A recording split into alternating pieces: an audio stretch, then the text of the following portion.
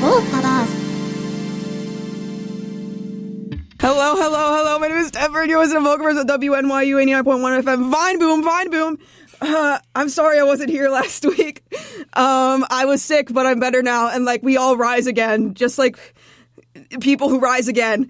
Anyway, there are two people shadowing in the studio tonight. Everyone say hi to them. It'd be really nice. Anyway, so we have a guest also, and let's see who this guest is. It's actually really crazy. Hello, are you there? Hello, can I come in? Oh my god, hello! Okay, if you guys want to listen, you have to put on your headphones. And also, that was actually direction for everyone outside and everyone in the world. Put on your headphones so you can get the real, 3D experience. There's only one other set of headphones. Okay, you guys have to share. But, okay, I'm locking in. Who the heck are you? Who did I just put on the phone? Who the heck are you? Hi, hello, thank you for letting me in. I'm Beat Shuban. I am a guy who makes music on the internet. Oh my He's been gosh. making music for quite some time. Thank you for having me. Wow, you make music? Yes. That's so crazy. Yes, I make music with vocaloid and synthesizers. Yay, vocaloid Hatsune Miku. That's just like the show. Anyway, Beat Shuban, I'm so happy to have you here. I'm sorry I had to cancel last week, but you were so okay with it, and that was I was really flattered that you were so okay with it. I'm very happy. It's fine. Trust me, I was so in solidarity. You're not gonna believe this, but a little after we had the conversation where we're like, we're gonna postpone this and find another date, I got sick. Oh, you also got sick? Yes, I got sick. I got a little fever, and I went to bed, and I was like, "This is the funniest coincidence ever." But I gave you COVID via Discord DM. Yeah, you gave me Discord flu. I gave you COVID via Discord DM. No, oh no, But science is going mad right now. It's going mad. Anyway. Let's actually do the interview now. But that's actually hilarious. Sorry. And I'm happy you're better though, but that's hilarious. So first of all, we're going to talk a little bit about your origin story, your lore, your origin story. What inspired you to start producing music in the first place, Beat Shuban? Well, it goes way back. I've always been super into music. I think I got a keyboard as a gift when I was 5 or 6. And right away, the first thing I remember I started doing was listening to the Mario theme on my console and trying to replicate it. So I was like, oh, look at me, I play music. I'm like Beethoven. And I've always been fixated on music. It's always been a big hobby of mine. I've always enjoyed music. But I think the moment where I started to try to make a jump into producing was around 2010, 2012, around that time. I used to be a lot into YouTube, and also I started browsing Nico Doga. And there are these kinds of videos called OMADs. Some people call them Moite PMV. Some people call them MAD remixes.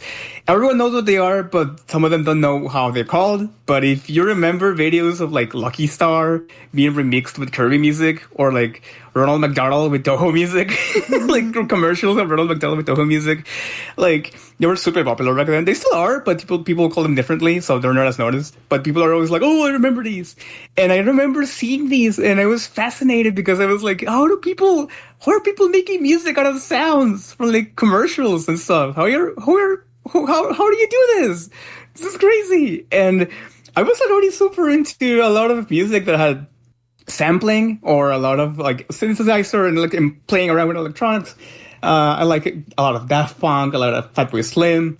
I remember I was obsessed with Sonic Rush back in the day, and then I found out about Jet Set Radio, and also the producer for these games is also super into sampling and electronic music and dance music and hip hop.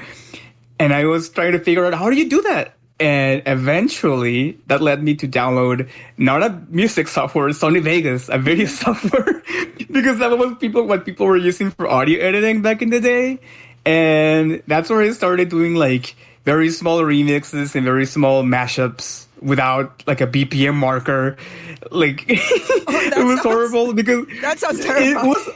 It was awful. I had to match the sounds to the sound peaks of the song and just help me God that I hope it synced until I eventually, like years later, I made the jump to Reaper. God bless. I've seen like 2 or 3 your guests talk about Reaper. I'm here to continue the gospel. Every week we're talking about Reaper now. Everyone loves Reaper. Shout out Reaper. It's so good. I'm here to continue the gospel. Reaper is amazing, and it also looked a lot like Sony Vegas when I used it. It was very similar on the workflow, so I was like, oh, I can get used to this. And eventually, little by little, I'd go from remixes to mashups to doing my own self-produced remixes. I started doing like very small chiptune experiments. I think one of my albums where I did like a fake like NES game soundtrack is still out there. Little by little, and until today, where I produce like actual full music. But yeah, I was very influenced not only by the music I listened to, but by the internet and a lot of the people that I obviously listened to. And I think that was the main thing that made me start producing music. Obviously, with the time, I started being introduced to a lot of artists like Pino QP and Wawaka and Article Remu or R906. I don't know how to pronounce his name. Love that guy. Yeah, Justice, Sota Fujimori, Sazaguri UK, Kavinsky, Yellow Magic Orchestra, a whole lot of different artists that still inspire me to this day. And still, I think if you listen to my music, you can, and if I tell you these artists, you can probably tell like, oh, he definitely got influenced. Like if I tell you, oh yeah, I love Daft Punk, you're probably going to listen to one of my songs and be like, yeah. Yeah, wait. Can I ask you a question off the dome? Go ahead. If you, I don't know the names of the Daft Punks, but if you were one of them, like which one would you be? Thomas Bangalter. That's the one with the silver. Yeah. Okay. Okay. You gotta tell me that. I thought it was the silver one. I just wasn't sure. Yes, you were giving silver one vibes. The robots do have names. Yeah. The robots do have names, but I forget the exact names because I know the artists. One of them is Thomas Bangalter, and the other one is Guy Manuel de Homen Christo. But the robots have names, yeah, and I think it's like their initials, like TV08 and GM like 09. I don't remember that, but yes, I'd like to be the silver Punks. I just know him as the Daft Punks. I'm fake. That's fine. Anyway. That's fine. That's the identity that they took for years. It's totally fine. This is true. Anyway, back on track. I'm going to jump a little bit around and start talking about music production because I feel like what you're talking about before was a great segue into this question that I wrote so brilliantly from my mind. As someone who primarily started with making remixes and mashups, how do you think that this influences your original work? Are there any techniques you've learned from remixing that you think are particularly useful in original song creation? Yes. A lot of it definitely. When I started remixing and I started doing things with songs, I think I started dissecting them. And with that, I mean that I started to recognize patterns. I started to recognize different beats and different rhythms. I started to recognize. I'm not good at music theory. I wasn't trained classically. I did have piano classes, but I wasn't trained in a way where I would specifically trained to compose. But I would start noticing patterns in the songs whenever I put them together or whenever I did a remix of something, and these will definitely teach me how to make a song by myself. This will definitely teach me how different things work or different techniques I can use in my music. Not outright stealing them, but definitely getting inspiration from them. And when you try to make a mashup, you don't want it to sound like a noise. You definitely want it to sound like two different songs that working together, like a wave, like dancing together, not something that are just scratching against each other. And yeah, and of course, if you're working with stems and you're working with different like layers of remixes, you start to understand how the different instruments work. You start to understand how complicated or how simple a song can be constructed. And a lot of these things that I did for fun would end up like transferring into my serious work. A lot of the things that I learned just out of curiosity will end up being very important when I started producing music for my own self. I remember doing a lot when I was doing videos and mixes for fun, doing a lot of sentence mixing. What is that? That grabbing like someone talking or someone singing and then splicing the syllables and putting them together to make them sing or say something else. And I would do that. I would put the syllables together, then auto-tune them so it sounds like they're singing, which is what technically like with Vocaloid and Utah do, but like in a more like technical way. I did it manually. And I fine-tuned them. I would use an auto-tune or a pitch correction problem to fine-tune these vocals, to do them do vibrato, to do them do portamento, to make them go slide up, slide down. And all these things that I would learn by myself to try and make the sound better would end up being the way people do tuning in Vocaloid. Like when I research how do these producers do tuning? How do they do fine-tuning for their songs? And it's very similar to what I was already doing for fun. So a lot of these things, a lot of these lessons, how to do a fill in the middle of a song, how to do an intro, how to do an outro, how to do certain tips of mixing and everything. You do learn by playing around, and I think I definitely learned a lot from just very small remixes and very small like experiments that I did in my computer. Yeah, I mean, it does make sense that it's basically the same thing as Vocaloid tuning, but I never thought about it like that before. That's so interesting. Oh, I quite love that. And you were also pretty much the studier at the time without even knowing. Wow. Yeah. Yeah, the studier. I didn't look up like how do you make a YouTube video with Hotel Mario? Like how do you make a YouTube video with Ronald McDonald? Like there wasn't like a tutorial for these kind of things. You just had to like throw stuff at the wall and see what sticks. Force it, yeah. Yeah, brute force it. And that's why I was using Sony Vegas with a BPM marker. But that's still so crazy. That's so crazy, bro. But eventually all these things add up.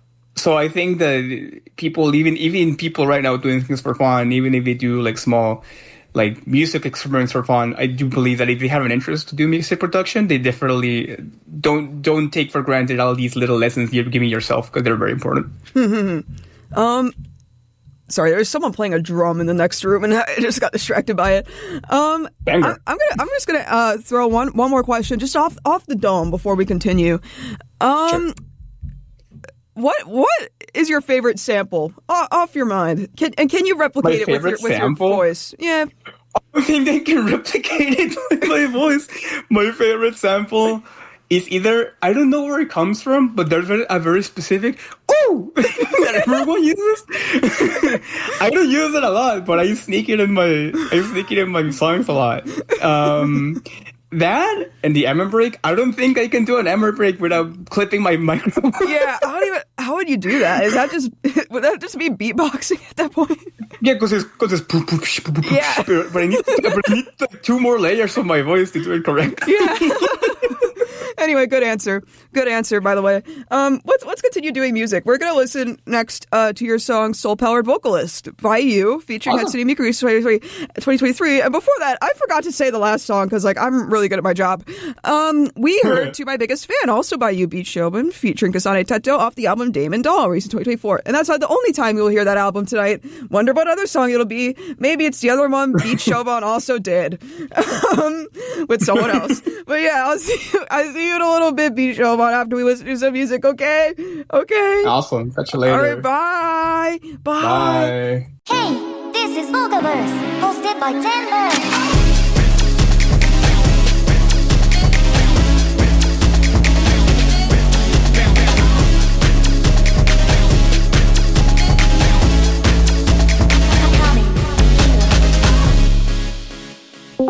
Beach Showman, you're still there? I'm here. Hello. Oh my gosh, you're still here right now. That's so true. Anyway, before we do anything else, a freaking little birdie has told me that you have like a special announcement for us about perhaps the oyster. How did you know? Did someone tell you? I know. No way. I'm just the knower. They call me the knower. It's a big surprise. Yeah, I'm going to talk about the Billion Oyster Project. So, before European colonization, the area currently known as the New York Harbor used to contain half the world's population of oysters. A key figure in the local ecosystem, these oysters filter nitrogen from the water, prevent erosion, and reduce flooding. Through overharvesting and the industrial pollution, however, these numbers have now diminished. My English, Jesus. The Billion Oyster Project aims to restore the oyster reef population through reef reconstruction and monitoring, all through the help of volunteers and public school students. For more information on how to get involved, go to billionoysterproject.org. Again, that's billionoysterproject.org. This has been a public service announcement from WNYU. Yay! That's my oyster message. Yeah, guys, oysters are just so good. And you know what's great is that a lot of people think like I just have people read that out like for fun. Which partially, yeah, but partially it's I have to, but now I'm like now that people think that, like, I kind of want to own it. Like I kind of do want to like just get really into oysters, like for real. What do you think about this? I am fascinated by them a little bit because I used to go to a pier when I was little, and they used to have all these oysters on display, and if you can pick one, if you had a little pearl, you can keep it. Oh, yeah. You were able to pick it out like a toy. I always enjoy it. Yeah. Like they had them on display, and you can like choose an oyster, and some of them had pearls, and I don't know if the oyster like naturally produced the pearl already, or if they just manually like they tricked you and they put the pearls with the oyster Because I thought beforehand. that was a clam that does the pearl. Do oysters also do pearls? Someone let me know. I don't know. I was so confused when I was little because it's like, come get your oyster with your clam. And I was like, oh, okay. So interesting. Because usually an oyster you will find it in the water, not at a stand.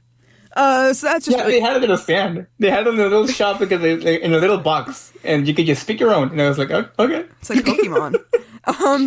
Yeah. Anyway, let's go do a question now. Yes. I'm wondering. I want to talk a little bit about the Miku Expo Song Contest now, because for those who don't know, that is a wrap it up. Like in a week and a half, I think. And there are a lot of people who are listening that I do know who are submitting their work for a Miku Expo Song Contest. And you, Pete Shobin, were a winner of the Miku Expo Song Contest in 2018. Yep. I want to talk a little bit about that. So, like, when you won the contest, was it like surprising you, or did you like low key kind of expect it? Like, did you know you dropped heat? No, I didn't expect that at all. Like, for a second, like, when you participate in these contests, of course, you're going to have, like, even for a fraction of a second, you're going to think of the what if. What if I win, right? But I had my second where I'm like, what if I won? But for the rest of the time, no, absolutely. I had no idea, no expectations. The biggest reason I wanted to do a song and submit it at the contest was because I wanted to finish a Miku song. That was my main motivation. I was like, they gave you, when I participated, they gave you a trial version of Hatsune Miku P4X for 39 days. And I was like, well, this is a good chance to finish the song. And I got motivated by friends to do it. So I was like, well, I'm not going to win because I'm pretty much a beginner. And this is kind of like my very first Miku song that I've done ever. And I'm still a beginner with producing and composing. So I'm gonna try it, but my prize is that I'm gonna finish a Miku song. That's a big step for me, and I like that. And then one day at like around 12, 1 a.m., 2 a.m., I got an email, and they were like, "Hey, guess what? Congratulations, you won!" And I remember reading this email like 10 times and doing like every single possible safety check to see if I was not getting scammed. Oh my god, not the scam! Yeah, by the way, you won. By the way, send us your social security number. You won. All you need to do to get your tickets is give us the phone numbers at the back of your card. Yeah. Like, yeah, sure, of course. But yeah, no, I did not expect that at all. It was a huge surprise. It was a surprise all the way through until I got to the concert hall. Like, I couldn't believe it all the way. It was playing in front of me, and I still couldn't believe it. It was a huge moment for me, and yeah, it was very nice. Aw, that's awesome. I like that. Did you like that? Because like they do choreography for the Miku. Did you dig the choreography they did? I really liked it. I really liked it. It's very influenced, and of course, if people notice this immediately, but it's definitely very influenced by classic vocaloid songs of like 2008, 2009, when people were doing where people were personalizing like the producer as a person, like Vocaloid in Love from Oyster Project and songs like that. I wanted to give that vibe. I wanted to have something happy, something cute, and like something that gave those vibes of like being really in tune with the art of making a song, but also being indecisive what you wanted to do. And I didn't think of a choreography. I never thought how it would look. So when I went to the concert and I saw it with my own eyes, and it was very cute and very bouncy, very fitting with the song, I was like, oh my god, I'm so glad I could catch it because I was crying.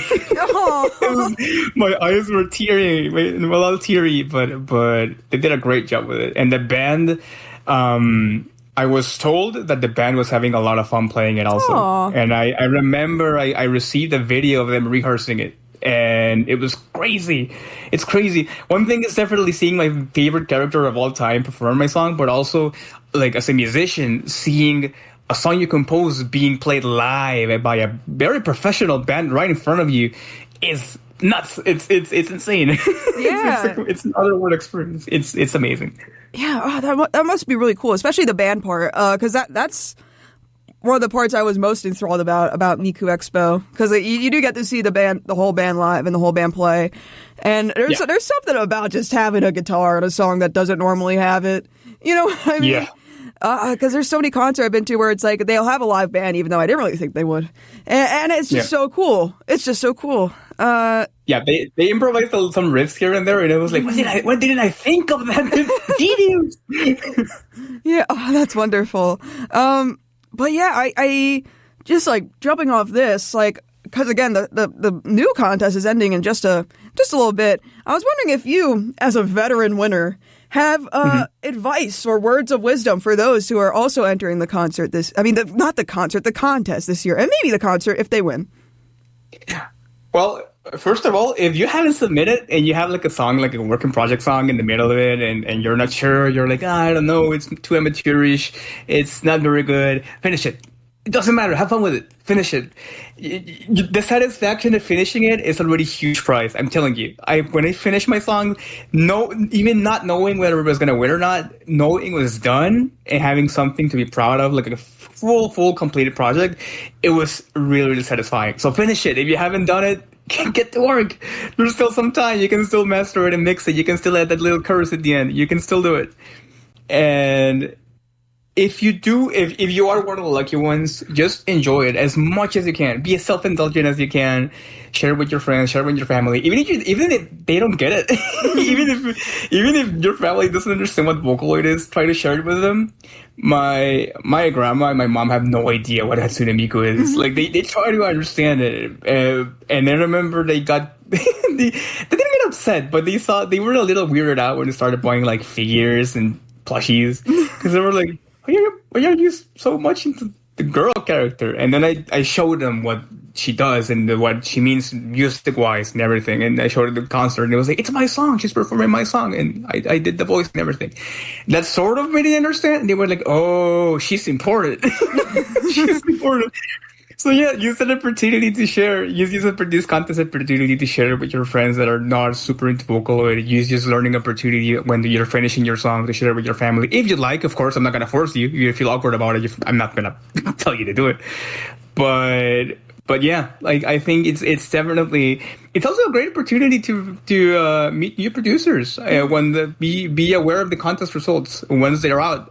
The winner and the runner-ups tend to be very, very, very, very good producers. Some of them are new, so it's a good opportunity to follow them and to check their socials and see where they're going to be up to next. Because you never know. It's gonna be. It's probably gonna be the next million views producer. So yeah, they're making Jamie Page too, and they're doing the Miku Expo contest right now. We're putting Sato and Jamie Page together in one person. The next Miku Expo, you gotta check it out. Like they pun it square to them. I've not thought of that word in so long. But yeah, I do think that the sentiment of just like, finishing it is really good, because like sometimes like I need a reminder to just like, sometimes you just gotta finish it. Like it reminded me of I'm working on my thesis film right now, animation student, and like every time my class ends, my thesis professor like makes us chant.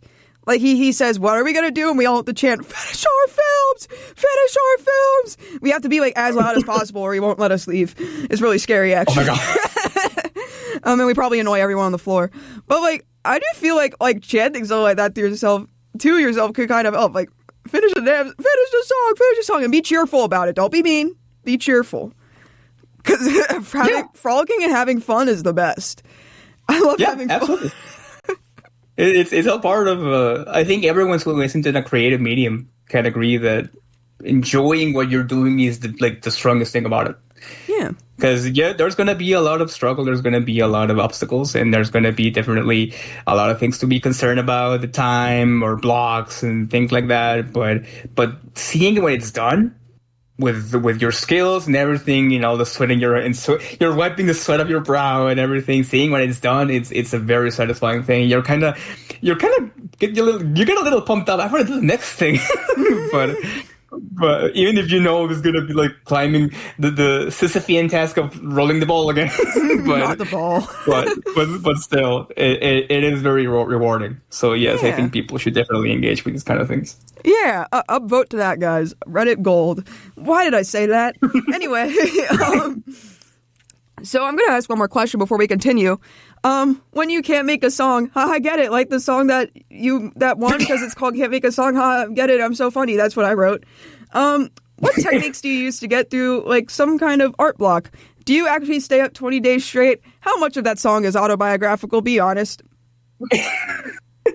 I will admit that I did pull all-nighters for that song. I wouldn't recommend it. This is not a tip. Do not take it. Do not take it. This is not a tip. This is just my stubbornness of getting things on. Usually when it's a personal project, I understand that if you have deadlines, it's a completely different beast. So I'm not going to go into that. But if it's a completely personal project, I think you should definitely, things as small as taking a walk, watching a movie, listening to a different album, doing something different can usually give you inspiration and something you're missing. Yeah. For me, when there's different songs that I'm working on and I don't know how to continue them, I don't know what to put in the middle of them, sometimes I go out and take a walk. And then during the walk, maybe I listen to some other songs, listen to some other music. I look around me, I think of whatever themes the song I'm making off. And something comes out. And if you have an idea, don't be afraid to write it down, record it, or do anything to keep that idea, to not lose it. Because sometimes I'd be taking a shower, or again, taking a walk, or doing exercise, doing whatever, and then I get it. I get the chorus melody that I wanted to, and I don't know what to do with it. So I grab my phone and I record myself, and I don't sing very well, but I record myself, and I managed to grab the little piece of melody that I needed, and I take it back to my computer and I listen to my very bad rendition of what I wanted to do with my voice, and I put it on my audio workstation, and things like that. I think. Trying to sit down in front of your tool of choice when you're making something and just trying to force it out, sometimes it's not good. You're probably going to stress yourself out more than you should. So definitely, if you have time and you have the opportunity to do so, like get out of your chair, take a little breather, go get some water, watch some TV, eat something nice, like make yourself relaxed and try to get inspiration from other stuff around you. And eventually it's going to come back. Of course, try to stay focused on the task at hand. I'm not trying to tell you like you're gonna do it now, but you definitely like keep it in your head, and eventually something's gonna pop out and help you with whatever hole you'll get stuck with. Yeah, I gotta agree with the take a walk thing, especially because sometimes I'm just feeling like so bad, like I'm feeling like so terrible, and I'm like I will never get fixed. This is it. This is the end. And I go for a walk, and I'm like, it's fine actually. It's fine. Yeah. Like just when you're in front of what you're doing and you feel like you don't know how to continue, it feels like a wall. You feel like it's all over. Like all these years I've trained into this particular thing, and suddenly I don't know what to do. Did I dry out of ideas? Is my brain not producing the chemicals that I need so I can continue doing what I need? Then you take a walk and you take some air. You go take some water, and you're like, man, I'm just stressed out. I think I just needed to eat a fruit for the first time in a month. It's that kind of thing. Yeah. Anyway. Anyway, I think we should listen to some more music now. Anyway, Beat Show, and I'll see you in a little bit. Okay. Of course, totally. Oh my God, bye. Oh my God, bye. Beat Show, bye. You're listening to VOCAVERSE, hosted by TENN.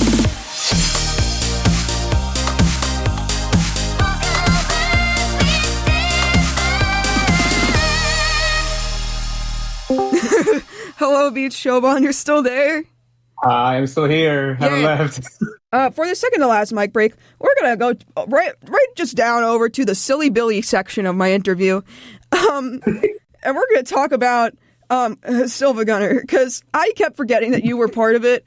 For those who don't know, a big YouTube channel, and they make really high quality rips, by the way. Like, I really suggest you checking them out. So I wrote, holy sugar honey iced tea. We cannot say that word. You're in SilvaGunner. Favorite rip you've done? ? And opinions on Luigi's Taco Stand. Let me know.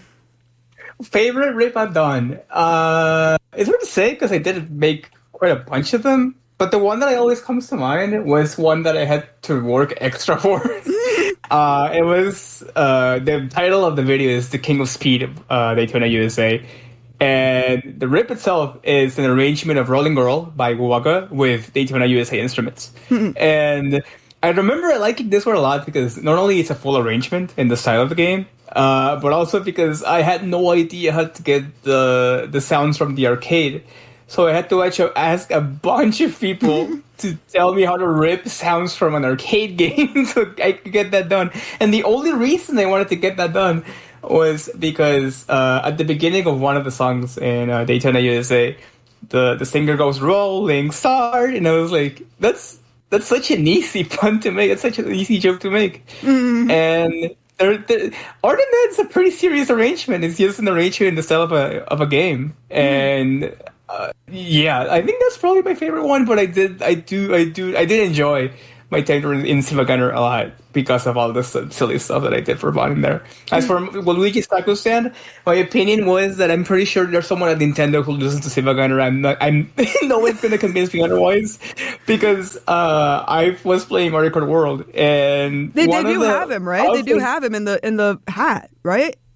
Yes, one of the outfits that Luigi has in Mario Kart World is like a Mexican outfit with a big hat, and I was like, no, there's no way, right? Like, no. I mean, SilvaGunner's been around for so long. Like, I feel like it has to have looped back, right? It has to have looped back to where there's now someone employed there, or someone just really wanted to make Waluigi have a sombrero.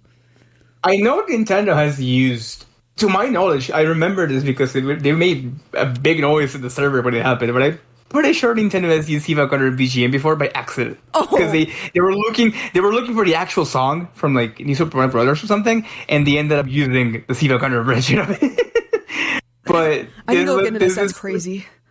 Yeah, I think they did it for like a promo of one of the stores. I don't remember the exact details, but I'm pretty sure it happened because I remember everyone talking about it. But yeah. I was. I'm not as active as I was beforehand. It was definitely sometime I was involved. And remember what I said where I learned how to dissect songs thanks to remixes? That was a big part of it. That was a big part of it. SilvaGunner teach me a lot about arranging, about how to disassemble songs, specifically because we're trying to change the melody into something else. And I do believe that they were a part of me being a producer right now. Yeah. they had big arrangement projects, not only like silly video game rip projects. They also had big, like, honest to God remix and arrangement projects that I was a part of. And I think these were big steps into me becoming a producer, and the environment of all these people that want to make music related content for fun. It was very, very thriving. It was very healthy for me, and I have good memories of it. So yeah, I admire the channel for that still. Shout out. It's just so nice seeing SilvaGunner come back to me in my life again. Because I asked about Waluigi's Taco Stand. I told you this literally like 2 minutes ago. Because I was just really into that for some reason when I was in high school. I thought it was so funny. And now I'm like, wow, it's all coming back full circle. I manifested it. Man, love. Love that. Anyway. SiIvagunner comes to us one way or the other. I don't remember. Yeah. Comes to you when you need it most. I don't remember if it was a bus or the metro. I don't remember if it was the metro or the bus in LA. I don't remember exactly what made the noise, but I remember this was during the time I was most active in SiIvagunner, and the noise that it made when the intercom would sound or the speaker would sound, it would be ding ding, and my head would be like, "That's the Flintstones. That's the tombstones of the Flintstones theme. Leave me alone. Get out of my head. Get out of my head." That's awesome, dude. Anyway, I'm gonna ask, I guess, a follow-up question. If you could make the most evil song mashup right now, what would it be? Make it very evil and effed up. I don't know if I can. Evil? Like, I don't know what would be the most evil thing I can make right now. I don't know why. Like the ideas that I had for mashups when I was there usually would come from me listening to a song on the radio or on the computer and then realizing it has a very similar melody to something else that I've listened to before, or just realizing that I can put Gangnam Style or Ulster with it and it will just work again. Ever since, and in the morning, I couldn't stop thinking about putting Wildcard by Kira and Gangnam Style together just because of the part that goes before the last part of the song. That, and I realized that I don't know why, this seems like the most easy mashup, like the most why haven't you done it already thing. Why has no one done Fukireta with All Star by Smash Mouth? It's just like the most obvious, like the most fitting, normal combination someone would do, and no one has done it. I think it has to be you. It has to be you. I don't want it to be me because if I do it, which I probably will once the demons take over, is that I'm gonna do the same thing where I get too obsessed with a mashup, and at the end of it, I'm gonna grab Steve Harrell's vocals and make them sing Kasane Teto. make them sing the lyrics in Japanese because I always love doing that. That's awesome, dude. You should have them do a duet so they could be friends. Yeah. I want to draw them together. It would be so silly. Draw Teto with the what I don't remember what shirt Steve Harrell was wearing in the All-Star video, but I remember his slick hair and his sunglasses. Yeah. But I always whenever I think of Steve Harrell, I think of Guy Fieri, but it's like a different person with the same vibe. Honestly, yeah, they do have a very similar vibe. Also, you know who else I'm going to lump in here? But like he's kind of like the black sheep of the family in this situation. Fred Durst from Limp Bizkit. I really think he fit in. I really think he fit in here. And now I'm thinking Kasane Teto, Fred Durst, Limp Bizkit, Fukireta, and one of a Limp Bizkit song, and they could go together. It'd be really beautiful, I think. There's something happening here. In a big jacket and a huge snapback hat. Yeah, the ginormous 3/4 quarter shorts. Love that. That's how I dress. Chain. The ginormous 3/4 quarter shorts. You're giving me really evil ideas. I'm not responsible of whatever could show up in my SoundCloud like in a week from now. Dude, loop me in, bro. Loop me in. Anyway, I'm gonna do one more question before we continue, and it's gonna be actually like a much more normal question. Actually, do you have any unexpected hobbies or music you listen to, etc.? Drop a new Beat Shoban fact for us right now. Unexpected. I don't know if it's unexpected, but I sometimes say sure about it. I guess if it's out of the norm of music, I like fighting games a lot. I've been really getting into them. I fully believe there's an alternate timeline where I gave up on music and I started doing fighting games competitively. I started going to EVO, I started going to tournaments and everything. What fighting games do you play? Street Fighter 6 is the one I play the most. Oh, okay. But ever since I was little, I played like King of Fighters, I played Tekken, a little bit of everything. But right now, like the one that I'm like locked into is Street Fighter 6. Bro did not even say Guilty Gear, and I'm really upset right now. I'm really upset. I'm really bad at Guilty Gear. I'm bad at it, but I love it. I'm bad at Guilty Gear too. I love it. And I've tried it, and I haven't played the new one, Guilty Gear Strive, the one that everyone's raving about. And I do want to try. There's a lot of the character designs in that game crazy. So I do want to give it a try at some point. But my heart has been taken by Street Fighter a long time ago, ever since I was a kid, and I've been loyal to the series. Who's your? Who do you main in Street I was Fighter? born. I mean Ryu. I mean Ryu every now and then. You main Akuma or Ryu? Zangief. Dude, that's like the main one. That's like the one. That's the main one. Dude, that's Hey, like listen. saying like I play Smash Bros. I main Mario. Hey, listen, my favorite vocaloid is Miku, alright? I'm born for the main one. Yeah, no, you're right. As a same character, actually. I'm born for the one in the center, the all around there. It's my title. It's the one I gotta keep rooting for.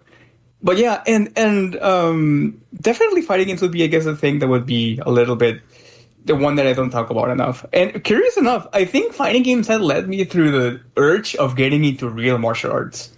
I've started to watch videos about the history of karate and kung fu and everything, and I got in that urge of like, I want to do that, but for real, Dude. I want to train. We need a version of Beat Shogun who could beat people up. That's what I'm looking for. Right Yeah. now. Yeah. I'm very into that.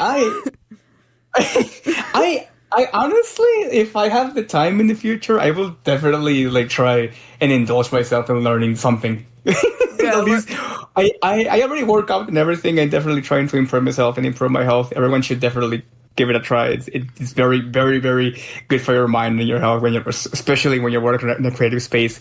Running and walking and doing exercise helps you a lot with creative stuff. But still, it would be awesome to try and know how to give a punch or a kick. Yeah, good to know how to punch people. I think it's good to know how to punch people, maybe like a little bit of a kick. Maybe some other secret third thing, like we can figure it out. Headbutt. Yeah, headbutt, a grab. Yeah. Anyway, that's so thrilling, Beat Shogun. But we have to listen to more music now. Totally. Yeah, before our final mic break. It's coming to a close. Oh, but you sounded like a kicked puppy just now. I'm sorry. Anyway, we're gonna listen to Chocolatier by Lapix featuring Hatsune Miku since 2005. Beat Shogun, I'll see you in just a moment. All right. Okay, goodbye, Beat Shogun. Goodbye. Hey, you're listening to VOCAVERSE by TENN.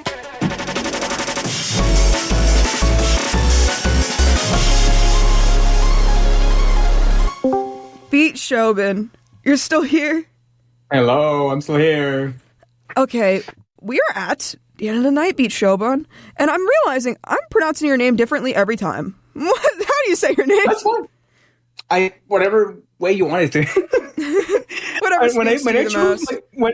When I chose my name, I remember I always pronounce it as Beat Shogun, but then I found out that the way the Japanese pronounce the kaomoji that my name is based on, they say Shobun, like with double O.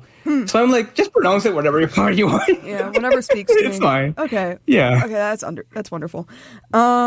Anyway, let's just like freaking wrap up. First of all, do you have any like words of wisdom for the audience? And then I wrote, quick, Unc, tell us. Not you going quiet, bro. Not you going quiet, bro. All right. No, yeah. To everyone listening, but I'm pretty sure they're involved with the vocaloid community. They're interested in it and everything. Don't have fun. Have fun when you're being creative. Have fun. I know there's a lot of temptation to do something out of spite, to do something as a response to something else, to do something as a response to something you don't like. Have fun over everything else. Get weird, get wacky, have fun. Remember that the music you make, the art you make, it's a little part of you you're sharing with the world. No matter how silly it is, no matter how serious it is your time, it is your creativity, it is your skills that you gather around through all the time that you're doing what you're doing.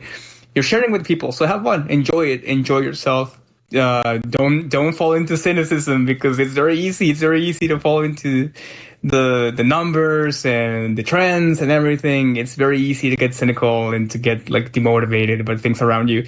Have fun, and you gotta enjoy it. A lot of the people that are making big hits and a lot of the people that are making some of your favorite songs did them because they are making fun. They wanted to share a very personal experience. They enjoyed it, and they wanted to let you a little bit into their lives with this particular piece of art. So do that. Yeah. Enjoy it. Have fun, be joyous, fall in the fun. Instead of cynicism, fall in the fun. Anyway, and one more thing, like, I don't know, general wrap up, do you have anything to promote? What is next for the Betonius Shobonius? Why did I write that? That was right before I napped. I don't know. It's fine.